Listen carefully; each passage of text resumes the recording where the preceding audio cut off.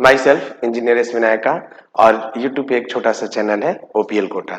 Student, आज हम लोग 12th का नीति बैच के अंतर्गत लेक्चर नंबर 5 देखेंगे। तो जल्दी से हेडिंग डाल लो, लेक्चर नंबर 5। कॉपी पेन लेके प्रॉपर बैठ जाओ। लेक्चर नंबर 5 हेडिंग डाल लो। हम लोग कौन सा चैप्टर पढ़ रहे हैं? तो जीओसी पढ़ रहे हैं। उसमें आज हम लोग सीखेंगे क्या?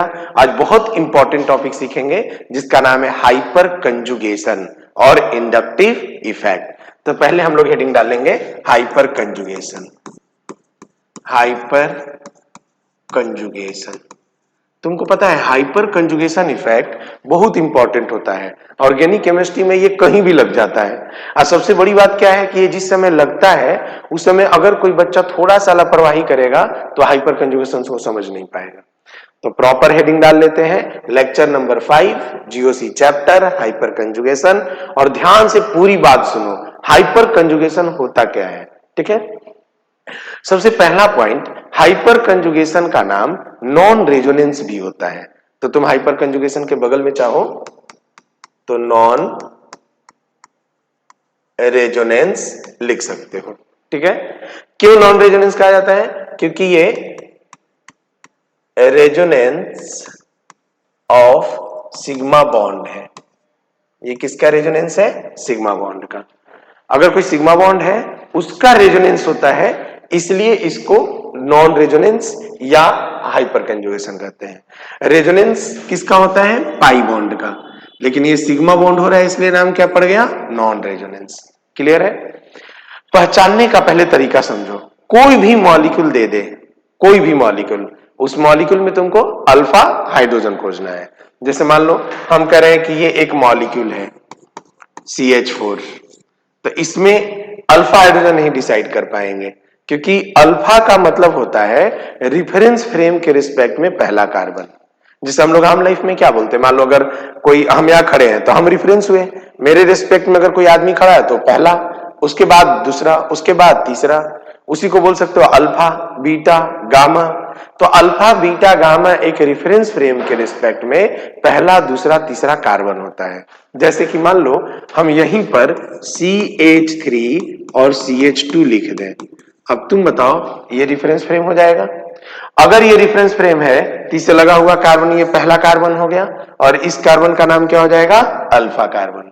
जैसे अगर हम कहें CH3 CH2 CH2 plus charge. अब तुम समझ गए होगे कि हमारा रेफरेंस ये हो गया, इसका मतलब इसका नाम क्या हो जाएगा? अल्फा। इसका नाम क्या हो जाएगा? बीटा। मान लो हम कहें कि CH3 CH2 CH2 CH2 plus charge. अब तुम खुद बताओ, ये रेफरेंस हो गया, तो इस कार्बन का नाम क्या होगा? अल्फा। इसका नाम क्या होगा? बीटा। इसका नाम क्या होगा? गामा। तो अल्फा बीटा गामा ये एक रेफरेंस फ्रेम के रिस्पेक्ट में पहला दूसरा तीसरा कार्बन होता है। अब यहां पे हाइपर कंजुगेशन क्या होता है? तो जितना ज्यादा अल्फा हाइड्रोजन होगा वो उतना ज्यादा स्टेबल होगा according to hyperconjugation. Clear हो गया? जैसे अगर कहीं भी तुमको हाइपर कंजुगेशन लगाना है तो तुम उसमें अल्फा हाइड्रोजन गिन लो। जैसे इसमें अल्फा हाइड्रोजन कितना है? तो अल्फा हाइड्रोजन इसमें 3 है, मतलब इसका हाइपर कंजुगेशन कितना होगा? 3 हो जाएगा। क्लियर हो गया? इसमें अल्फा हाइड्रोजन कितना है? तो 2 है। इसमें अल्फा हाइड्रोजन कितना है? 2 है। तो ये दोनों का स्टेबिलिटी आपस में बराबर हो जाएगा हाइपर कंजुगेशन के हिसाब से, राइट। अब इसी पे आधारित हम लोग कुछ क्वेश्चन करते हैं जो केवल हाइपर कंजुगेशन से रिलेटेड है, केवल हाइपर कंजुगेशन से। इसको मिटा रहे हैं। अब केवल अभी तुमको ध्यान से सुनना है, देखते चलना है, फिर क्लास में एक साथ जब क्लास कंप्लीट हो जाएगा फिर नोट्स बना लोगे। जैसे अब इसमें हम केवल क्वेश्चन देते हैं, तुमको बताना है। क्वेश्चन है how many alpha hydrogen in given molecule. अब इस मॉलिक्यूल में तुमको खोजना क्या है? Alpha hydrogen. पहला है CH3, आसान क्वेश्चन दे रहे हैं जो तुमसे तुरंत बन जाए। दूसरा है CH3, तीसरा है CH3CH2 प्लस चार्ज। अभी सब में तुमको केवल अल्फा हाइड्रोजन गिनते चलना है, ठीक है? देखते जाओ, गिनते जाओ, कॉपी पे रफ करते चलो साथ साथ। फोर्थ नंबर तुमको यहां पे अल्फा हाइड्रोजन गिनना है। 5 नंबर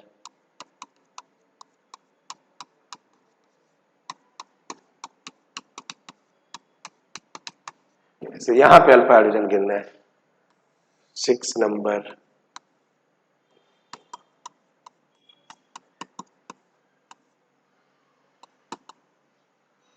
7 नंबर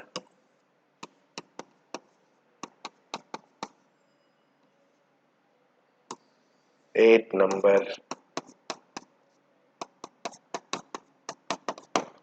ऐसे मॉलिक्यूल लिख दिए। अब तुम सब जगह अल्फा हाइड्रोजन गिनो। यहां अल्फा हाइड्रोजन गिनो, बताओ यहां कितना अल्फा हाइड्रोजन होगा?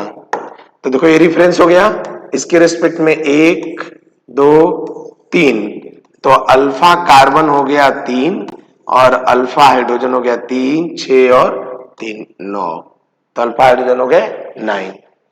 यहां पे अल्फा हाइड्रोजन गिनो, तो इसके रिस्पेक्ट में ये दोनों अल्फा कार्बन हो गए, तो अल्फा कार्बन हो गया 2 और अल्फा हाइड्रोजन हो गया 3 और 3 6। यहां पे गिनो, अल्फा कार्बन हो गया 1 और अल्फा हाइड्रोजन गिनो तो हो गया 3।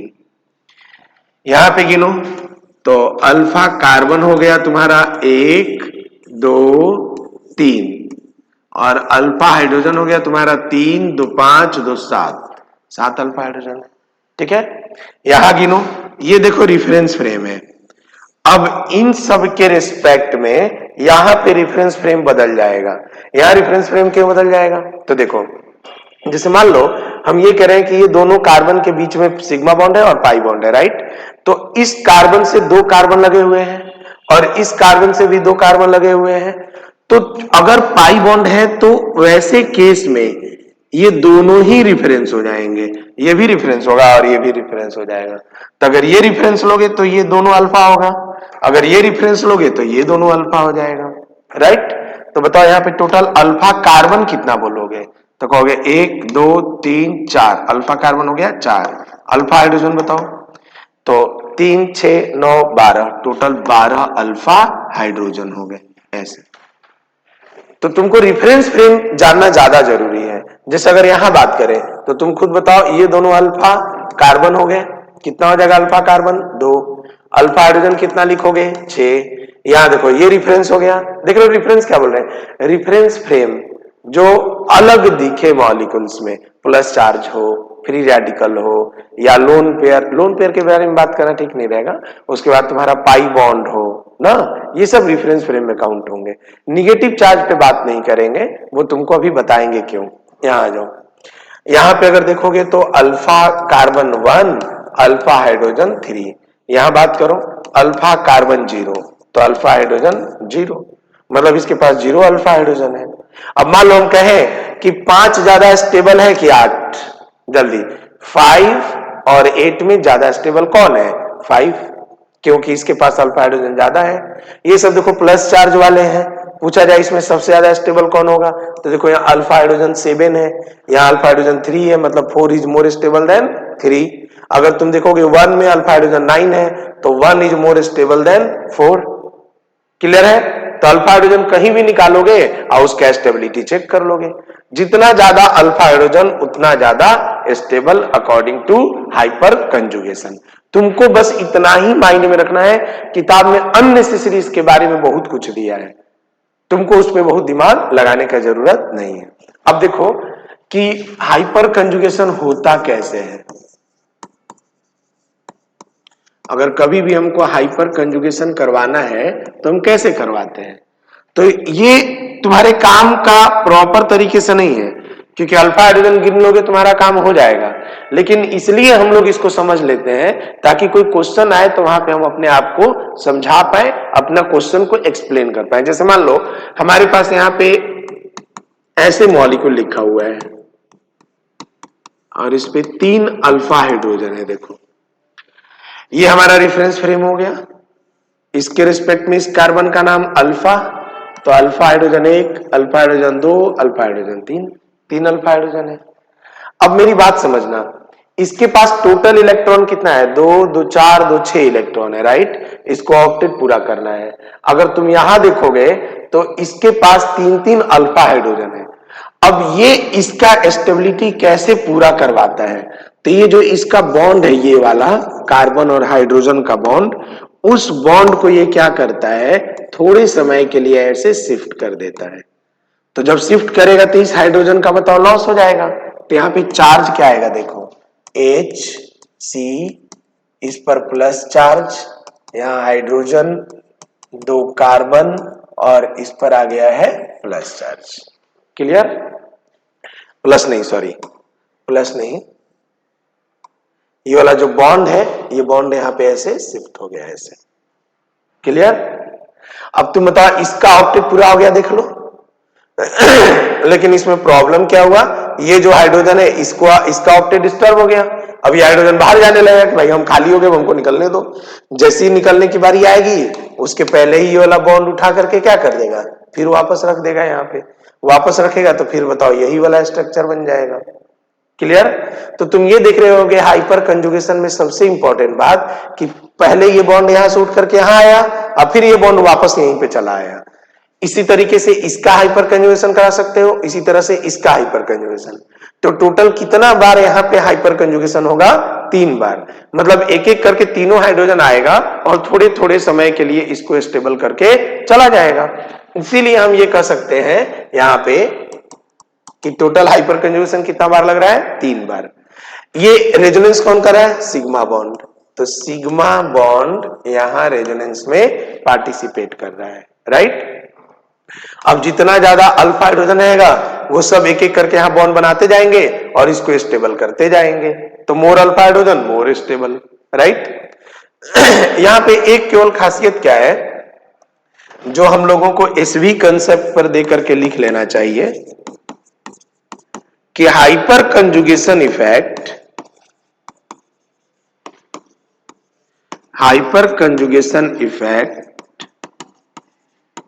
Don't use for negative charge. अगर निगेटिव चार्ज है तो वहां पे हाइपर कंजुगेशन इफेक्ट का यूज नहीं कर सकते। क्यों नहीं कर सकते? क्योंकि देखो, जब निगेटिव चार्ज तुम लोगे तो उस समय देखा गया है, जैसे मान लो हम यहां कहें CH3 CH2 और माइनस चार्ज, राइट। तो यहां पे ये देखा गया है कि जितना ज्यादा CH3 लगा रहेगा, ये उतना ज्यादा अनस्टेबल होगा। तो कहा गया है हाइपर कंजुगेशन नहीं लगाएंगे, यहां पे हाइपर कंजुगेशन नहीं लगाएंगे। अच्छा, एक बात तुमको हम पहले ही बता चुके हैं कि जितने भी इफेक्ट हैं, ये सब थियोरेटिकल कंसेप्ट है। इसका यूज कैसे किया गया है, तो किसी मॉलिक्यूल के स्टेबिलिटी को बताने में। तो देखो, 2 इफेक्ट हम लोग पढ़ लिए, एक रेजोनेंस इफेक्ट और एक पढ़ लिए हाइपर कंजुगेशन। हाइपर कंजुगेशन में एक्स्ट्रा कोई भी बात नहीं है, बस तुमको अल्फा हाइड्रोजन गिनना है। जितना ज्यादा अल्फा हाइड्रोजन उतना ज्यादा स्टेबिलिटी, जितना ज्यादा अल्फा हाइड्रोजन उतना ज्यादा स्टेबिलिटी। बस खाली इसमें ध्यान क्या तुमको रखना है कि कभी भी हम लोग हाइपर कंजुगेशन निगेटिव चार्ज पे अप्लाई नहीं करेंगे, ठीक है। उसके बाद एक इफेक्ट होता है जिसको बोलते हैं इंडक्टिव इफेक्ट, सबसे इंपॉर्टेंट, बड़ा क्वेश्चन पूछता है इससे। इंडक्टिव इफेक्ट हेडिंग डाल लो। और पहले एक बात समझो, इंडक्टिव इफेक्ट को पोलराइजेशन इफेक्ट भी कहते हैं। क्यों कहते हैं, समझो। इंडक्टिव इफेक्ट का दूसरा नाम है पोलराइजेशन इफेक्ट। अब पोलराइजेशन इफेक्ट क्या होता है या इंडक्टिव इफेक्ट क्या होता है, एक बार में तुमको समझ में आ जाएगा। बहुत सिंपल है समझना।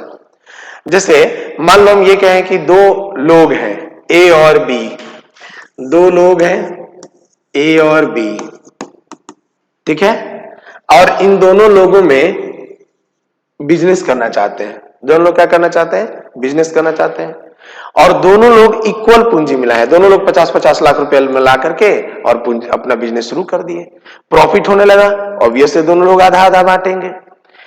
लेकिन अगर मान लो इस दोनों में कोई एक क्रिमिनल हो जाए, कोई एक डॉन हो जाए, तो भले ही ये दोनों लोग 50 लाख रुपया मिला करके और बिजनेस शुरू किए हैं।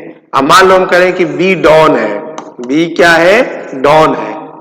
अब बताओ दोनों लोग 50 लाख रुपया मिला करके बिजनेस तो शुरू किए, लेकिन ये बिजनेस हमेशा किसके कंट्रोल में रहेगा?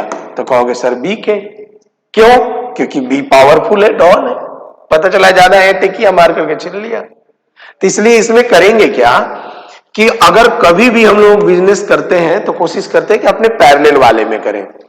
अगर एक मान लो ज्यादा पावरफुल और एक कम पावरफुल हुआ, वैसे केस में अगर बिजनेस करोगे भाई तो तुम्हारा पैसा भी जाएगा और बिजनेस तो जाएगा ही जाएगा।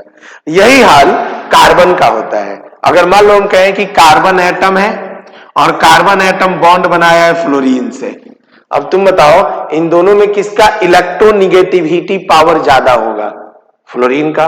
तो ऑब्वियस है कि ये भले ही बॉन्ड बनाए हुए हैं लेकिन बॉन्ड पर कंट्रोल किसका होगा? फ्लोरीन का कंट्रोल होगा। तो जब फ्लोरीन का कंट्रोल होगा तो ये फ्लोरीन इस बॉन्डेड इलेक्ट्रॉन को क्या करेगा? अपनी तरफ खींचेगा, और अपनी तरफ खींचने के कारण फ्लोरीन पर पार्शियली माइनस और इस कार्बन पर पार्शियली प्लस चार्ज आ जाएगा। इसी प्रोसेस को इंडक्टिव इफेक्ट कहते हैं। इस प्रोसेस को क्या बोलते हैं? Inductive effect. Inductive effect.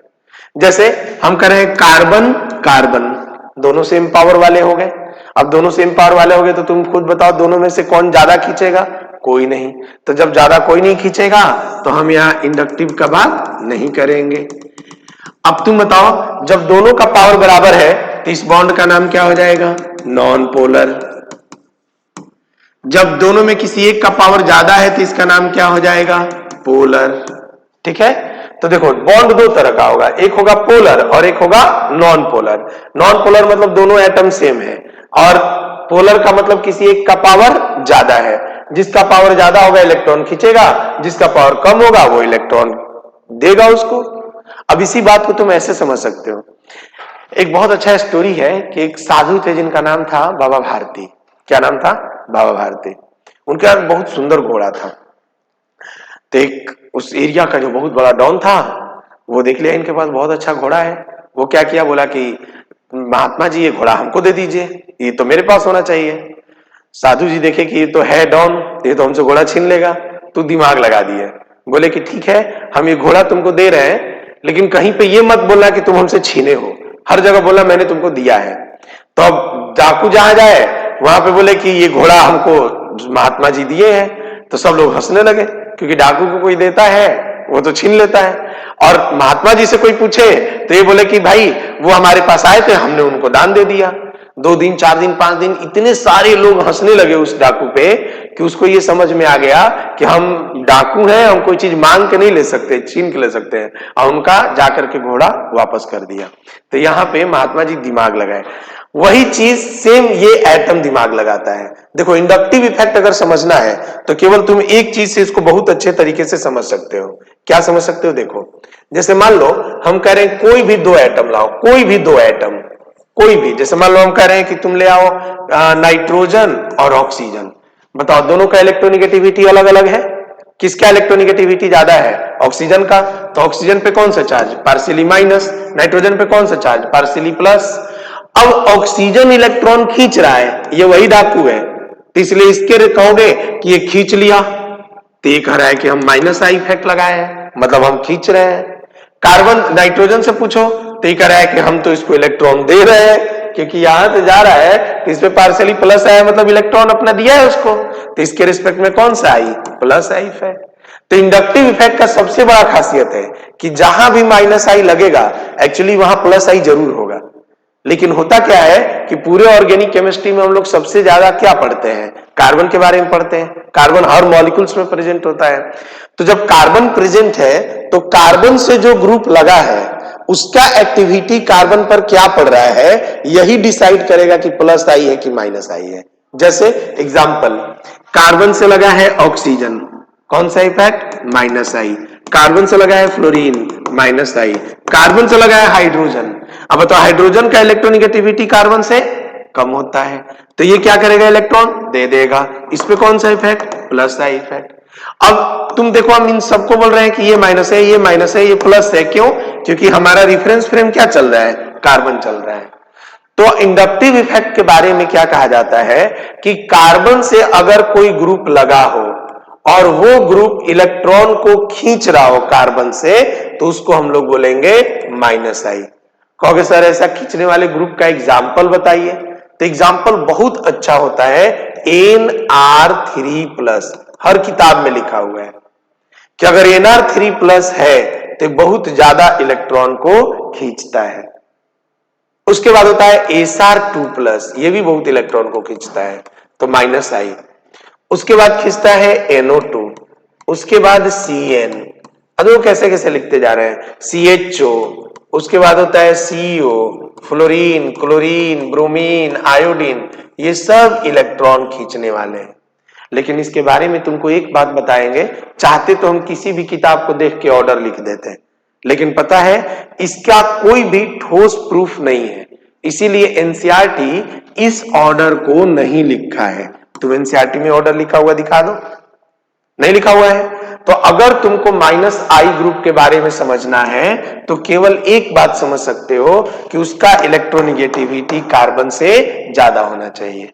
Clear है? अब देखो ना, यहां लिखा है कार्बन, यहां लिखा है 3 फ्लोरीन, यहां लिखा है कार्बन, यहां लिखा है 3 क्लोरीन, यहां लिखा है कार्बन, इसको लिखा है NO2। अब पूछे बताओ इस तीनों में कौन माइनस आई ज्यादा शो करेगा? बहुत अच्छा क्वेश्चन है ये। तो अब बच्चा क्या देखता है कि सर फ्लोरीन तो यहां पर है और NO2 आप यहां लिखे हैं, मतलब NO2 ज्यादा खींचेगा। अब बस उसका गलती हो जाएगा। क्यों? एनसीईआरटी में ये लाइन लिखा हुआ है कि अगर आप CF3 लेते हैं तो ये ज्यादा इलेक्ट्रॉन खींचेगा, उसके बाद CCl3, उसके बाद CNO2, ऐसे इलेक्ट्रॉन खींचने का टेंडेंसी है। तो अगर मान लो हम कह रहे हैं कि NO2 ज्यादा खींचेगा, तो ये हम तब बोल रहे हैं जब अकेले ग्रुप लगा हो, जैसे कार्बन से एक फ्लोरीन लगा हो और कार्बन से एक NO2 लगा हो, तब ऐसे केस में तुम बोल सकते हो कि ज्यादा कौन खींचेगा, तो यहां पे NO2 ज्यादा खींचेगा। राइट? तो इंडक्टिव इफेक्ट के बारे में थोड़ा समझना।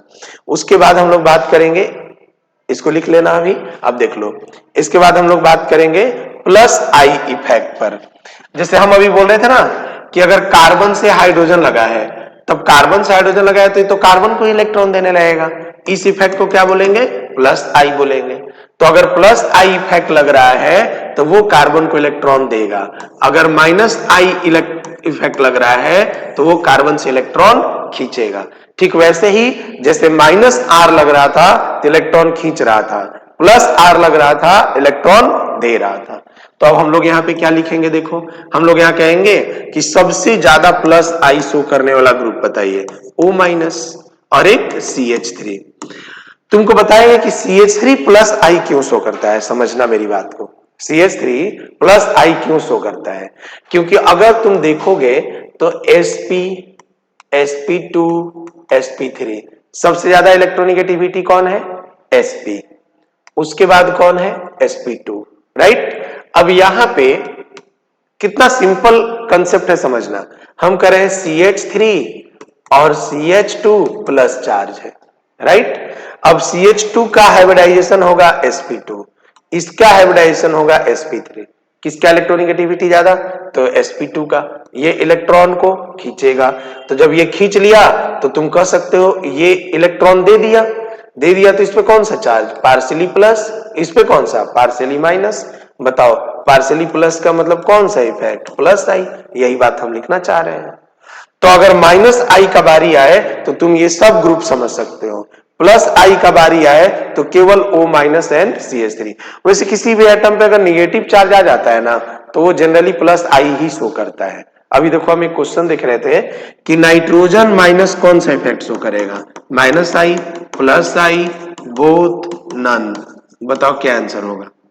अब इसका ऑर्डर कहीं नहीं लिखा है, लेकिन ऑक्सीजन पर जब माइनस था तो बताओ ये प्लस आई शो कर रहा था, तो इससे अगर नाइट्रोजन पे माइनस है तो ये कौन सा इफेक्ट शो करेगा? ये शो करेगा प्लस आई।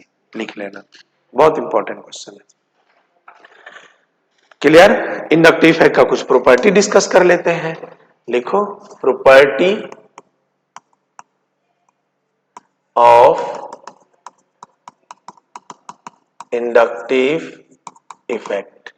इंडक्टिव इफेक्ट का प्रॉपर्टी, उसमें सबसे पहला प्रॉपर्टी इंडक्टिव इफेक्ट का पहला प्रॉपर्टी। इंडक्टिव इफेक्ट किसका प्रॉपर्टी होता है? पाई बॉन्ड का कि सिग्मा बॉन्ड का? तो सिग्मा बॉन्ड का, सिग्मा बॉन्ड प्रॉपर्टी। दूसरा पॉइंट, अगर मान लो इंडक्टिव इफेक्ट तुमको दिया जाए, राइट, तो इंडक्टिव इफेक्ट में पूछा जाए कि इंडक्टिव इफेक्ट हो रहा है तो इलेक्ट्रॉन एक जगह से दूसरी जगह जा रहा था, यानी ट्रांसफर हो रहा था, या केवल शिफ्ट हो रहा था? तो इसका सबसे अच्छा आंसर है कि इन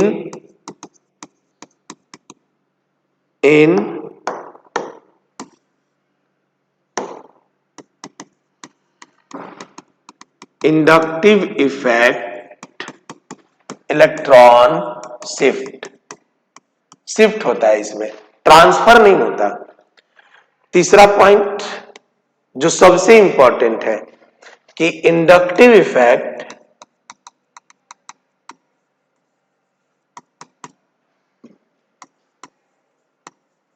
डिपेंड ऑन डिस्टेंस। ये किस पर डिपेंड करता है? डिस्टेंस पर डिपेंड करता है। डिस्टेंस पर कैसे? देखो, ये समझा देते हैं, ये पॉइंट थोड़ा इंपॉर्टेंट है। अब देखो यहां पे हमारे पास कार्बन लगा है, मतलब किसका इलेक्ट्रोनेगेटिविटी ज्यादा है? कहोगे सर सबका बराबर है। तो अगर सबका बराबर है तो इसका इसका जो बॉन्ड होगा वो तो नॉन पोलर बॉन्ड होगा। सब बराबर है तो सब क्या होंगे? नॉन पोलर बॉन्ड होंगे। क्या यहां इंडक्टिव इफेक्ट लगेगा? नहीं लगेगा। हम केवल इस कार्बन में एक एटम जोड़ दिए जिसका नाम है फ्लोरीन। अब तुम बताओ, फ्लोरीन के लगते ही कार्बन और फ्लोरीन में किसका इलेक्ट्रोनेगेटिविटी ज्यादा होगा? तो कहोगे सर फ्लोरीन का। चार्ज कौन सा आएगा? माइनस। इस पे चार्ज कौन सा आएगा? प्लस। और फ्लोरीन तेजी से इलेक्ट्रॉन खींच रहा है तो यानी कि इस पे तेजी से माइनस चार्ज आ गया, इस पे तेजी से कौन सा चार्ज आ गया? प्लस चार्ज आ गया। तो जब इस कार्बन पे प्लस चार्ज आ गया तो ये अपने आप को न्यूट्रल करने के लिए अपने बगल से इलेक्ट्रॉन खींचने का प्रयास करेगा। लेकिन क्या जितना इलेक्ट्रॉन यहां खिंचा रहा है उतना ही यहां खिंचाएगा या उससे थोड़ा कम खिंचाएगा? तो कम खिंचाएगा। तो हम लोग यहां पे लिखेंगे 2 प्लस थोड़ा सा कम खींचा। इस पे प्लस आ गया, ये अपने बगल से इलेक्ट्रॉन खींचना चाहता है तो यहां पे लिखेंगे 1 प्लस और कहेंगे इसका इलेक्ट्रॉन और कम खिंचाया। अब तुम खुद देखो, जैसे जैसे तुम यहां से दूर जा रहे हो इंडक्टिव इफेक्ट का पावर कम हो रहा है। इस कार्बन का नाम है अल्फा, इसका नाम है बीटा, इसका नाम है गामा, इसका नाम डेल्टा। तुम देखोगे तो गामा से डेल्टा जाते जाते इंडक्टिव इफेक्ट का वैल्यू 0 हो गया। इसीलिए कहा जाता है कि इंडक्टिव इफेक्ट डिस्टेंस पर डिपेंड करता है, राइट। और गामा से डेल्टा जाते जाते इसका वैल्यू लगभग 0 हो जाता है। तीसरा पॉइंट कंप्लीट। चौथा पॉइंट, राइट। क्वेश्चन पूछता है, सबसे इंपॉर्टेंट एसवी कंसेप्ट पर है ये पॉइंट, कि resonance effect is strong than inductive effect. Question पूछा गया कि रेजोनेंस और इंडक्टिव में ज्यादा स्ट्रॉन्ग कौन होगा? तो resonance effect is stronger than inductive effect, right. लेकिन इस बात को तुम ख्याल रखना कि इन केस ऑफ हैलोजन, अगर हैलोजन लगा है तो inductive effect strong than resonance. अगर हम ये कह रहे हैं कि हैलोजन हो, फ्लोरीन क्लोरीन ब्रोमीन आयोडीन लगा हो, तो वहां पे इंडक्टिव रेजोनेंस से स्ट्रांग होता है, बाकी सब जगह रेजोनेंस इंडक्टिव से स्ट्रांग होता है। क्लियर हो गया? तो ये बहुत अच्छा पॉइंट था, ये पॉइंट तुमको समझना होगा। तो तुम देखो हम लोग 2 चीज सीखे, एक resonance effect, hyper conjugation effect, दोनों बात तुमको अच्छे से समझा दिए। देखो इसमें क्या होता है ना, कई बार अननेसेसरी टीचर इसको बहुत ज्यादा लेंदी बनाने का प्रयास करता है, इसमें बहुत सारा चीज ऐसा ऐसा बताएगा तुमको जो तुम्हारे काम का है नहीं। तुम्हारे काम का जितना है वो सिर्फ हम बताए हैं एकदम ब्रीफ करके, जो तुमको 12th को स्ट्रांग बना सकता है, राइट। अब ये नहीं कि तुम बहुत सारा एक्स्ट्रा चीज पढ़ने लगो, बहुत सारा सोलोमन मॉर्सन वाइट किताब पढ़ने लगो, उसमें बहुत सारी चीजें एक्स्ट्रा दी हुई हैं, लेकिन उन सब का तुम्हारी जरूरत नहीं है बाबू। तुमको केवल क्या जरूरत है, इंडक्टिव किसे कहते हैं, इसका बेसिक फीचर क्या है, रेजोनेंस किसे कहते हैं, इसका बेसिक फीचर क्या है, उसको क्लब करें, उससे रिलेटेड क्वेश्चन करें, सॉल्व करें, तुमसे सारा क्वेश्चन बन जाएगा, राइट। तो परमानेंट इफेक्ट में केवल यही 3 इफेक्ट होते हैं, रेजोनेंस, इंडक्टिव, हाइपर कंजुगेशन। ये तीनों चीज हम तुमको 1 बाय 1 करके बता दिए हैं। आज हम लोग टेम्पोररी इफेक्ट भी देख लेते हैं, क्योंकि टेम्पोररी इफेक्ट बहुत छोटा होता है, तुरंत समझ में आ जाएगा तुमको, और क्वेश्चन भी इससे बड़ा आसान पूछता है। पीछे हम देख रहे हैं कुछ ब्रांड कोचिंग के जो मॉडल पेपर आ रहे हैं, जो टेस्ट पेपर ले रहे हैं, उसमें इलेक्ट्रोमरिक पूछता है। जैसे टेम्पोररी इफेक्ट, पहले हेडिंग लिख लो, हेडिंग होगा टेम्पोररी इफेक्ट। अब टेम्पोररी इफेक्ट क्या होता है, तो टेम्पोररी इफेक्ट में ऐसा इफेक्ट जो थोड़े समय के लिए लगे, उसको हम लोग क्या बोलेंगे, टेम्पोररी इफेक्ट। ये 2 तरह का होता है, पहला होता है इलेक्ट्रोमरिक, इलेक्ट्रोमरिक, और दूसरा होता है इंडक्टोमरिक। यही 2 टेम्पोररी इफेक्ट है जो तुमको पढ़ना है। एक हम समझाएंगे, दूसरा तुमको तुरंत समझ में आ जाएगा। पहले समझ लो इलेक्ट्रोमरिक इफेक्ट, एक लाइन का है बस। क्या, जैसे मान लो हम कह रहे हैं कि हमारे पास कार्बन कार्बन में डबल बॉन्ड है, हमारे पास कार्बन कार्बन में क्या है, डबल बॉन्ड। तो जब डबल बॉन्ड लेते हैं तो उसमें क्या होता है, एक सिग्मा होता है और एक पाई होता है, राइट। अब ये बॉन्ड ऐसे ही पड़ा हुआ है, कार्बन कार्बन के बीच में बॉन्ड है, कोई डिस्टरबेंस नहीं, अपना ऐसे ही पड़ा हुआ है। तुम क्या करो, यहां पे 2 एटम के बीच में देखो 4 इलेक्ट्रॉन है, तो 4 इलेक्ट्रॉन है तो इसके इलेक्ट्रॉन का डेंसिटी क्या है, ज्यादा है। तो जब इलेक्ट्रॉन का डेंसिटी ज्यादा है, तो अगर हम कोई ऐसा मॉलिक्यूल्स लाएं जिसको इलेक्ट्रॉन चाहिए, तो क्या करेगा, तुरंत आकर के यहां पे अटैक करने का प्रयास करेगा। अब देखो, जैसे ही इसको तुम यहां पे लाओगे, ये वाला जो पाई बॉन्ड, ये वाला जो पाई बॉन्ड है, सॉरी, ये जो पाई बॉन्ड है ये टूट जाएगा, और टूट के प्लस और माइनस में बिखर जाएगा, राइट। तुम इस इलेक्ट्रोफाइल को दूर हटा लो, जैसे ही दूर हटाओगे ये फिर से आपस में बॉन्ड बना लेगा। तो होगा क्या, देखो ये पाई बॉन्ड है, जैसे तुम नजदीक ले रहे हो बॉन्ड टूट जा रहा है, दूर कर रहे हो बॉन्ड बन जा रहा है, फिर नजदीक ले जा रहे हो बॉन्ड टूट जा रहा है, फिर दूर ले जा रहे हो बॉन्ड बन जा रहा है। इसी इफेक्ट को इलेक्ट्रोमरिक इफेक्ट कहते हैं। ये बात समझ में आ गया। इंडक्टोमरिक क्या होगा, सेम चीज, अगर अलग अलग एटम के बीच में सिग्मा और पाई बॉन्ड है, और अब तुम इलेक्ट्रोफाइल ला रहे हो, तो इसका बॉन्ड क्या हो जाएगा, इस तरीके से टूट जाएगा, माइनस और प्लस में। तो जब अलग अलग का बॉन्ड टूट रहा है इलेक्ट्रोफाइल लाने से, इंडक्टोमरिक, सेम में टूट रहा है इलेक्ट्रोमरिक। दोनों बात अलग अलग क्लियर हो गया। तो इस तरीके सारा इफेक्ट हमारा कंप्लीट हो गया, resonance, inductive, hyper conjugation, electromeric, inductomeric, सब कुछ। अब हम लोगों को स्टार्ट करना है बेसिकली इस पर कि क्या एप्लीकेशन है, क्यों हम लोग ये इफेक्ट पढ़े थे। तो तुमको याद होगा हम बताए थे कि हमारा जो टॉपिक है GOC 1, वो बेसिकली मॉलिक्यूल के स्टेबिलिटी के बारे में बताता है। अब मॉलिक्यूल का स्टेबिलिटी जानेंगे कैसे, तो हम पहले सारा इफेक्ट को पढ़ लेते हैं। सारा इफेक्ट हम लोग पढ़ चुके, अब उससे हम मॉलिक्यूल का स्टेबिलिटी देख सकते हैं। कौन कौन सा एप्लीकेशन है, तो हम यहाँ पे एक छोटा सा हेडिंग देके लिख लेते हैं कि एप्लीकेशन ऑफ इफेक्ट। इफेक्ट का कौन कौन सा एप्लीकेशन है, उसमें पहला एप्लीकेशन क्या है कि अगर मान लो तुमको इफेक्ट आता है, राइट, तो तुम कोई भी पॉजिटिव चार्ज का स्टेबिलिटी बता सकते हो, stability of positive charge.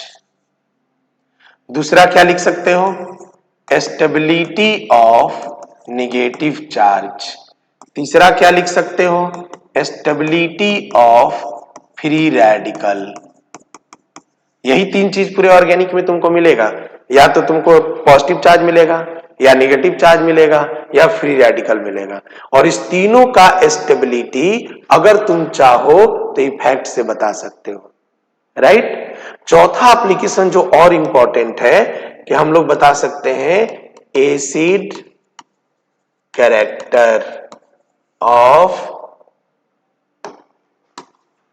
Organic molecule. Organic molecule, कोई भी ऑर्गेनिक मॉलिक्यूल दिया है तो उसका एसिड का कैरेक्टर बता सकते हैं, राइट। सेम यही चीज पांचवा एप्लीकेशन है कि तुम बता सकते हो base character of organic molecule ना। देखो लेक्चर 1 से लेके लेक्चर 5 तक ये पांचों इफेक्ट का नॉलेज था, जो हो सकता है तुम जानते हो सकता है बहुत इजी लगा हो, लेकिन तुमको पता है सबसे बड़ा प्रॉब्लम यहीं से होने वाला है, क्योंकि ये वाला टॉपिक जिस बच्चे को नहीं आएगा उसको इफेक्ट पढ़ने से कोई फायदा नहीं। और हम चाहते हैं कि इन सब पर एक एक लेक्चर लें, एक lecture stability of plus charge, एक lecture stability of negative charge, एक free radical, acid strength, base strength. इतना अगर हम इतना लेक्चर को तुमको समझा दिए, बिलीव मानो जीओसी से रिलेटेड एक क्वेश्चन तुम्हारा नहीं छूटेगा।